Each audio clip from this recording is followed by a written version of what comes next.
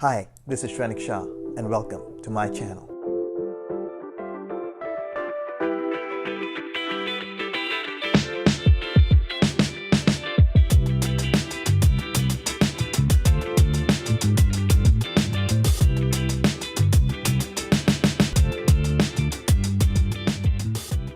Are you always amazed to see all the stunning pictures on Instagram or other social media? Do you love to take pictures of your food before you eat but think they just don't cut it? In this video, I'm gonna show you your phone's built-in photo editing tool and how to raise the bar on your pictures by spending just a few seconds on every picture. For the purposes of this video, I'm showing the iPhone editing tool, but the basic steps should be similar on Android phones as well. So let's dive right in. As my first picture, I'm gonna edit this picture of an ice cream that I had at McDonald's in Santa Barbara, which is a great ice cream place, by the way. So if you happen to be there in beautiful Santa Barbara, definitely check them out. Anyway, so this ice cream doesn't look anywhere close to the original one because of the indoor lighting conditions, and it's kind of dark in there, and the ice cream doesn't look like what it was. So I'm gonna try and edit using the default or the standard settings that are there in the iPhone. You know, what you'll see here is a bunch of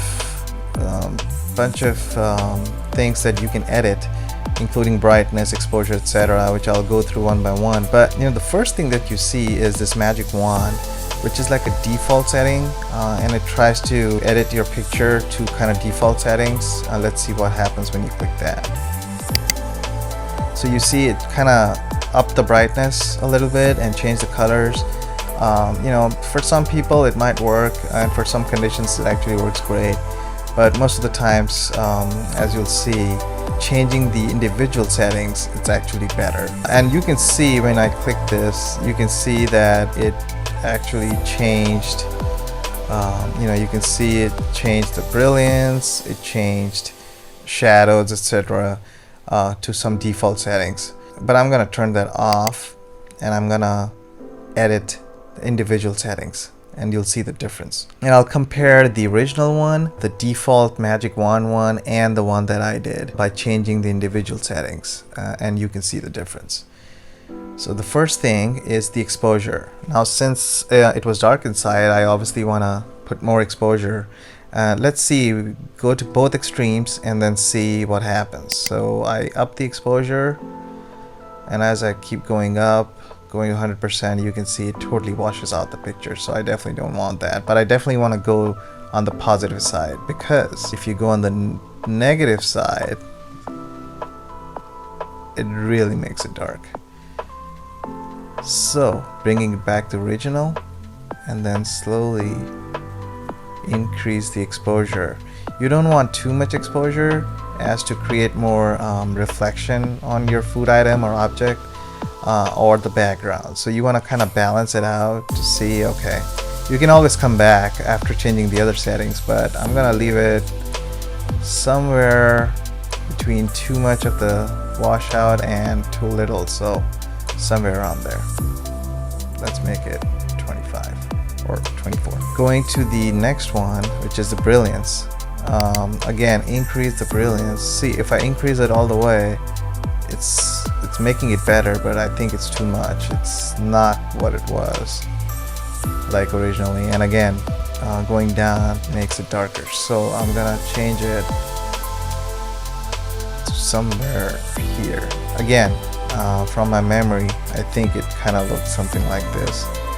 Now I can always come back to all of these settings, so let's go to the next one. Highlights, I usually don't touch that. What I've noticed is if we change the highlights, it kind of makes the resolution of the image worse than the original one. So if you kind of zoom in, then you start seeing pixels. But let's see what happens if you change the highlight, just to kind of play around with it. You can see parts of the background and the ice cream changing and almost disappearing, like in the center of the scoop. And then if you go to the other direction, it kind of, yeah, that's not what the colors look like. So I'm gonna bring it back to 0 and not touch that. You know, you'll see in some other examples, some other pictures, that, you know, I do actually play around with the highlights and makes it better. But in this one, I'm gonna not touch it. Going back to the shadows, this is very important. Usually, it's the shadows of yourself or your phone or others, or just general shadows of different objects in the room. You want to play around with it to see whether you want to remove those shadows or keep it. Sometimes it's actually good to keep the shadows because it creates like a 3D effect, and I'll show you here. Let's see what happens if I go up on the shadow. Yeah, it totally eliminates, or at least close to eliminating, the other shadows. For example, look at the cabinet or the wall in the back. The original shadow you want to keep. You don't want to totally eliminate it. And let's see if we go negative, it kind of darkens those shadows. So sometimes darkening is better, sometimes kind of getting rid of the shadows or making it lighter is better. And it's totally up to you. It's very subjective, but I like to keep the shadows if they were there originally. So I'm gonna increase a little bit so the shadows kind of become lighter a little bit. Next one is the contrast. Again, I don't touch this unless it's outside. At least that's what my experience is, unless you're taking pictures of, let's say, the ocean and the clouds above the ocean. In that case, I play around with the contrast to make things pop out a little bit more. Let's see what happens if you play around with the contrast here. Increasing the contrast, yeah, that making it unreal. If you look at the pictures or the color of the ice cream, and if I go down, that kind of almost looks like the ice cream's actually melting more than it is. So I'm gonna bring it back, and let's see. Yeah, so one thing you'll notice is when I'm moving the contrast, you'll see the plant in the background is changing here. In the positive contrast, the plant is getting darker, and in the negative contrast, the plant is kind of getting lighter and what it should be, but then the ice cream's kind of getting messed up. So I'm gonna just leave it somewhere around here. It's kind of like a balance between the ice cream and the plant. Everything else kind of stays the same. Go to brightness. Again, this is important, but not to make it too bright. As you can see, if it's making too bright, it kind of washes it out. And if I go down on the brightness, obviously it's making it darker. So I'm gonna go a little bit more than 0. Right before it starts showing a lot of reflection, I stop and then go back a little bit and then stop it right there. The next one is the black point. This is very important. The black point actually adds a very realistic touch to your pictures. Sometimes you gotta go positive, sometimes you gotta go negative, and you'll have to play around with it to see. Most of the times it's positive. So you can see going negative kind of washes it out, but going positive on the ice cream, if you pay attention to the outline of the ice cream scoop, you'll see that making or increasing the black point generates a very clear demarcation between the ice cream scoop and the surrounding. So I'll show it to you again. 0 and going up.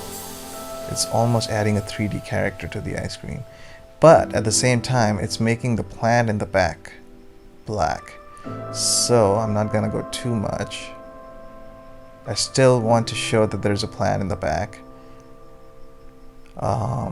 Stop it right there maybe. Now before I go to the next one, which is the saturation, I want to go back, since I moved the black point, I want to go back to the shadow and then try and see if I can get that shadow out of the plant. If not, I'll bring it back. Yeah, it's making it too bright. So maybe somewhere here. Now it's kind of like a balance between the black on the plant and the ice cream. So let's go back. I think we were on black point. The next one is saturation.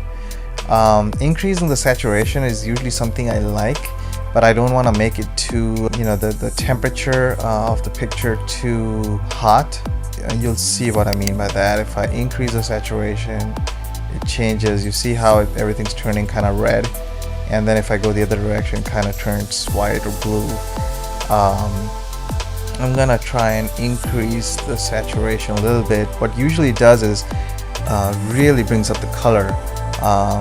You know, greens become greener, browns become browner, etc. And of course red becomes redder, but at the same, and blue becomes bluer, oceans for example. But I'm not gonna make it too saturated. In this case I'm looking at the darker color. So for example, that dark chocolate that's melting at the bottom of the scoop, I'm looking at that. At the same time I'm looking at the background. You'll see that it's changing red, so maybe somewhere here everything looks fine. One thing to notice is that the higher you make the saturation, when you go to the next setting, which is the vibrance, the higher the saturation, you know, when you make the vibrance positive, the higher the effect of that setting on the picture.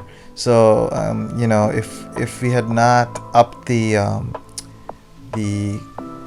saturation that much, the vibrance would really not affect it that much. But since we have the saturation at like around 42, 43, the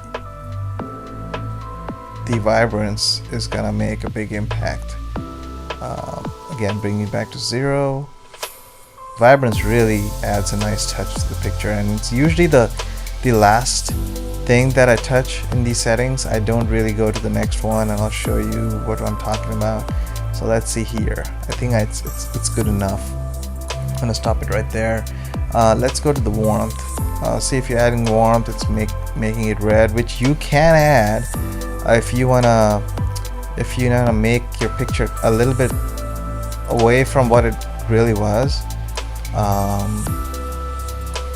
But it almost looks like you know, you're taking this picture, or you've taken a picture during sunset. But I don't want that, so I'm gonna leave that alone. And I don't go to the tint or sharpness, etc. You know, for all practical purposes, I think we can stop right there. The vibrance in most of your pictures that you gotta edit and play with, you can stop right there. So let me press done, and then what I'm gonna do is I'm gonna rotate, and I'm gonna take a snapshot of this. And the reason I'm doing that is I'm gonna go back, and edit and revert to the original and take a snapshot of that. And then the last thing I want to do is I'm gonna edit, and then remember I was telling you I'm gonna take a snapshot of what the default magic wand does to the picture. Okay, right there, done. And then take a picture of this. And the reason I'm doing this is so that I can compare all three. So remember, the first one was the edited one, the second one was the original, and the third one, which is this one, is the magic wand one. So let's see. I'm gonna go back, and then in my albums I should be able to see all three of them. So you see, the first one is the edited one, which is this one. The second one, which is this one, is the original one, and then the third one, which is this one, is the default magic wand one. So you can clearly see here, you can clearly see how the first one is the best one, and it kind of looks like what I remember of that ice cream. But you can see how editing the picture yourself and not using the magic wand brings out a much better picture. Again, let's look at that in portrait mode. This is the original one. I'll kind of swipe it slowly so you can see. Oh, maybe that's a great idea. If I can see both at the same time, you can start seeing the difference between the original one and the edited one. And then you can see the difference between the original one and the default Magic Wand one. It's not that different. I mean, it does increase the brightness a little bit, but you can see it really didn't make that much of a difference. But this clearly makes a difference. The original one, the final one. Now don't you want to just pick that up and take a bite of that scoop?